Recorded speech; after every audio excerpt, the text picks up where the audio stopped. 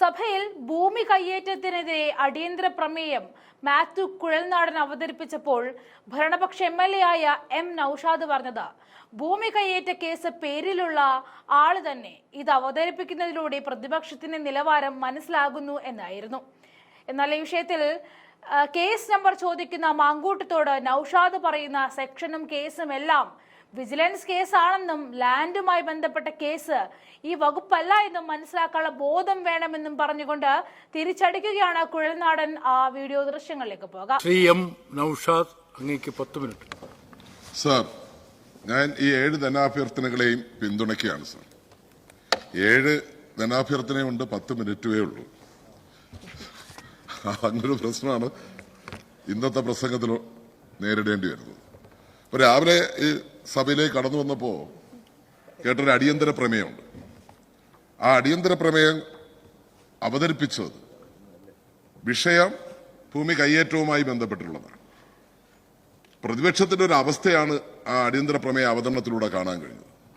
കാരണം ഭൂമി കയ്യേറ്റക്കാരനായി കേസിൽ പ്രതിയായ ആളിനെ കൊണ്ട് തന്നെയാണ് ഭൂമി കയ്യേറ്റത്തിനെതിരായിട്ടുള്ള അടിയന്തര പ്രമേയം അവതരിപ്പിക്കുന്നത്. എന്തൊരു ഗതികേടാണ് UDF.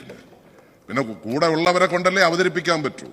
അങ്ങനെയുള്ളവരുടെ വ്യത്യസ്ത മേഖലകളിൽ ആ തരത്തിൽ മികവ് തെളിയിച്ചവരുടെ ഒരു കൂടാരമാണ്. എന്താണ് സമയം ചട്ടം പറഞ്ഞാൽ പറഞ്ഞോളാം. കാരണം നിലവിൽ ഭൂമി എന്താണ് പറയൂ. അതായത് ഇവിടെ ഇപ്പോ സംസാരിച്ചുകൊണ്ടിരിക്കുന്ന എന്താ ചട്ടം ഏത് പറയൂ. 307 എന്താണ് പറയൂ. അതായത് ഇവിടെ സംസാരിച്ചുകൊണ്ടിരിക്കുമ്പോൾ ശ്രീ നൌഷാദ് പറഞ്ഞത് അടിയന്തര പ്രമേയം 307 പറഞ്ഞല്ലോ. അടിയന്തര പ്രമേയം അവതരിപ്പിച്ചയാളുടെ പേരിൽ ഭൂമി കയ്യേറ്റത്തിന് കേസുണ്ടെന്നാണ്. ഇന്ന് അടിയന്തര പ്രമേയം അവതരിപ്പിച്ചത് ശ്രീ മാത്യു കുഴൽനാടനാണ്. അദ്ദേഹത്തിന്റെ പേരിൽ കേസുണ്ട് എന്ന് പറഞ്ഞാൽ ആ കേസ് നമ്പർ അങ്ങ് പറഞ്ഞാൽ മതി. അത് രേഖയിൽ ഉണ്ടാക്കാൻ പാടില്ല. വ്യാജമായി പറഞ്ഞതാണ്. വിജിലൻസ് കേസ് പരിശോധിക്കാനല്ല പറയാം. കേസിന്റെ നമ്പർ പറയാം. ഞാൻ പറഞ്ഞിരുന്നു 288 കൊടുത്ത 288 പറഞ്ഞിട്ടുണ്ട്. സാർ എന്തെങ്കിലും അസംബന്ധവും അറിയാൻ പാടില്ലാത്ത കാര്യം എന്ത് വിവരക്കേടും വിളിച്ചു പറയാൻ ആരെയും ലഭിക്കുന്നത് പറയരുത്. അദ്ദേഹം ഇവിടെ പ്രസംഗ സമയത്ത് എന്റെ പേര് പരാമർശിച്ച് പറഞ്ഞത് എന്റെ പേരില് ഭൂമി കയ്യേറ്റത്തിന് കേസുണ്ടെന്ന്.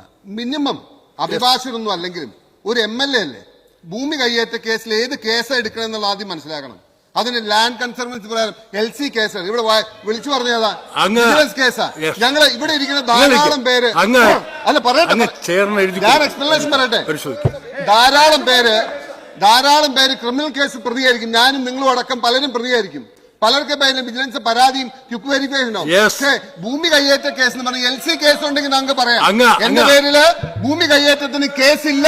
അങ്ങനെ ഒരു പരാമർശം നടത്തിയത് സത്യവിരുദ്ധമാണ്. പറയാനുള്ള ലൈസൻസ് ആയിട്ട്